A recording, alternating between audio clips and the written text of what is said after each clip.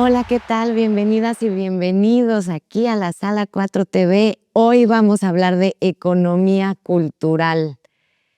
Un tema muy interesante para pues, los artistas y para hablar de la riqueza cultural de México y su impacto en la economía, que es muchísima.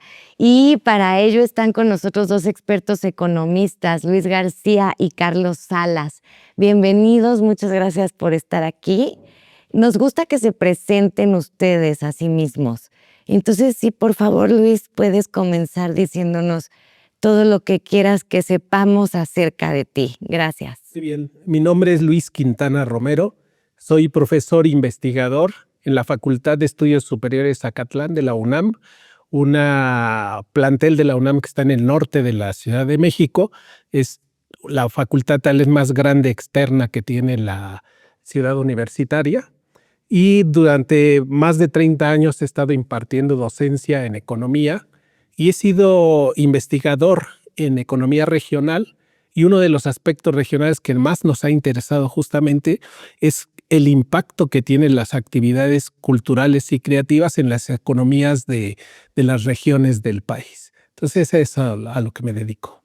Muchas gracias. Carlos, por favor, bienvenido. Yo soy Carlos Salas, soy profesor del Departamento de Economía de la UAM Azcapotzalco.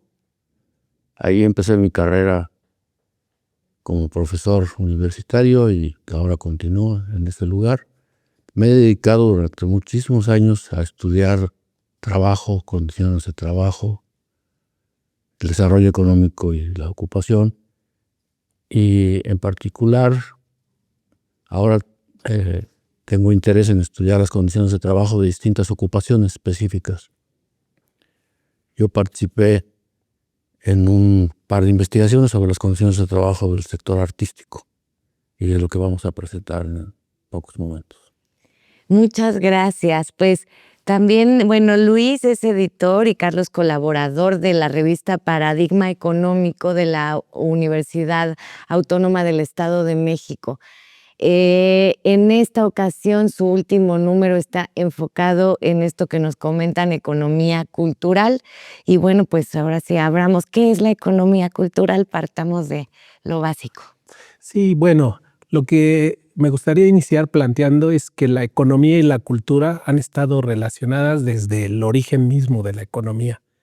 La economía ha tratado de estudiar los bienes culturales, sin embargo, hay que reconocer que son muy diferentes a una mercancía común y corriente, ¿no? Entonces eso ha dificultado el estudio de los economistas de la cultura. Un bien cultural no es reproducible como puede ser reproducible cualquier mercancía que se produce en masa, pero una obra de arte generalmente es única. También muchas veces los bienes culturales se consumen en el momento que se producen. Cuando vamos a un concierto, el bien se consume en ese momento en el concierto. Son mercancías bien diferentes, y eso hizo que los economistas en un principio los consideraran bienes muy difíciles de estudiar por la economía y los dejaban fuera del análisis económico. Pero en los años 60, dos economistas publicaron un libro sobre, sobre las artes escénicas. Bumol y Bowen se llamaban esos economistas, y ellos plantearon ahí una cuestión que se conoce como el dilema de los costos, la enfermedad de los costos. Ellos decían que en el arte, los trabajadores del arte han aumentado su costo, es decir, su salario, mientras que su productividad no ha cambiado en el tiempo. Un ejemplo muy famoso que se da de ello es, por ejemplo, que han pasado 200 años y una obra de Beethoven se sigue interpretando de la misma manera, con el mismo grupo de músicos, pero sin embargo el costo salarial de esos músicos se ha incrementado mucho en el tiempo. Entonces ese dilema de los costos se utilizó en la economía para plantear pues, que el Estado tenía que intervenir apoyando a esos sectores porque son de baja productividad y muy costosos. Ese libro lo que hizo es poner al centro del análisis económico a la cultura. ¿Qué pasa con la cultura? Años después, lo que demostraron los economistas es que la cultura tiene un impacto muy importante en las economías, porque lejos de ese dilema de los costos, la cultura genera riqueza en las economías. En los años 90, el gobierno de Australia hizo uno de los primeros trabajos por medir el impacto económico que tiene la cultura en una economía, y a partir de ahí empezó a estudiarse la cultura como si fuera otro sector productivo de la economía, y por tanto la economía empezó a trabajar en estos sectores que, pese a estas características que yo mencionaba que son muy particulares, es todo un reto estudiarlos como economistas, ¿no? Basta decir que en México pues, prácticamente no hay economistas de la cultura, son muy pocos economistas. En otros países es un tema central.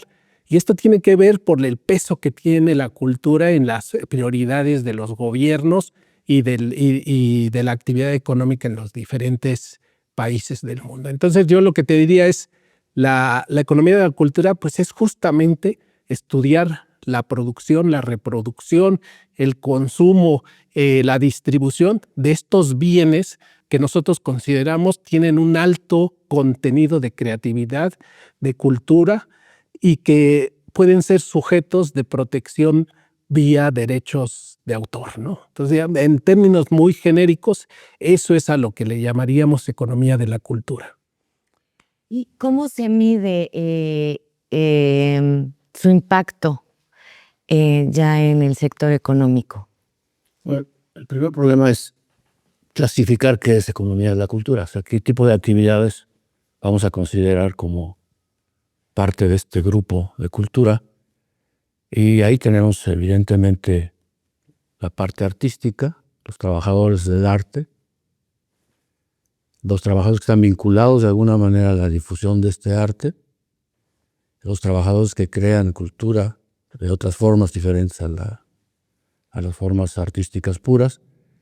Y también, en particular en México, se ha utilizado el trabajo de los artesanos como un elemento para incluir dentro del trabajo cultural, porque aquí la idea no es la alta cultura, es la cultura popular, la cultura que crea la nación como tal, y la cultura internacional que está mezclada con esta cultura popular. Entonces, aquí hay un esfuerzo del Instituto Nacional de Estadística, Geografía e Informática, el INEGI, que creó una cuenta satélite, ¿sí? A las cuentas nacionales que nos miden cuánto se produce, cómo se produce, etcétera, añade una cuenta especial con un conjunto de actividades, algunas de las cuales son asalariadas, otras son por cuenta propia, pero que incluyen lo que sería normalmente conocido como actividad cultural más la parte de artesanato, que yo creo que es una cuestión que es muy importante, particularmente en un país como México, que tiene una riqueza artesanal. Eso es en grandes rasgos. O sea, lo que se hace es, se ve la contribución económica, cuáles son los costos de producción, y cuál es el valor añadido de estas actividades, y también hay estadísticas sobre el número de personas que están ocupadas en estas actividades. Digamos, esta sería la cuenta satélite. No sé si quieras ampliar. Sí, otro aspecto adicional a esto es que la medición de la cultura se ha ampliado y se ha generado un concepto tal vez más amplio, que es el de la cultura que utiliza el INEGI, que es el de industrias culturales y creativas. Es ver a la cultura como un sector económico donde incluiríamos en la parte cultural aspectos o creativos que no están considerados por el INEGI en la cuenta de cultura. Por ejemplo, lo que es investigación y desarrollo en industrias culturales y creativas es un sector muy importante, pero en la cuenta de cultura no están.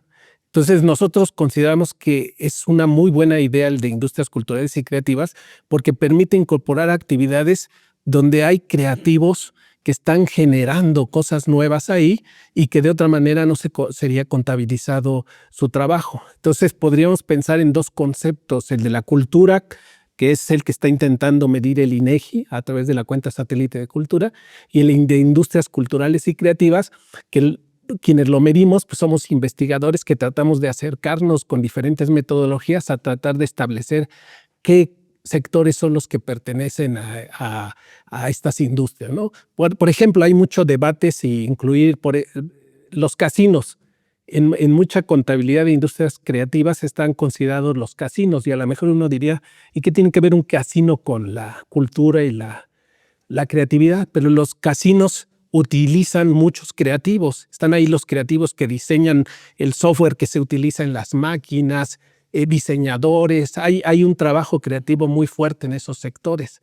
Entonces podríamos pensar en las industrias culturales y creativas, si las midiéramos por el lado del empleo, como aquellos trabajadores creativos que trabajan en sectores creativos, en los que no hay duda que son creativos, trabajadores creativos que trabajan en sectores no creativos, como tal vez pudieran uno pensar en los casinos o algo así, y trabajadores que no son creativos y trabajan en sectores creativos. A esto se le ha llamado el tridente creativo y que trata de capturar toda esta capacidad creativa que tiene un país o una región.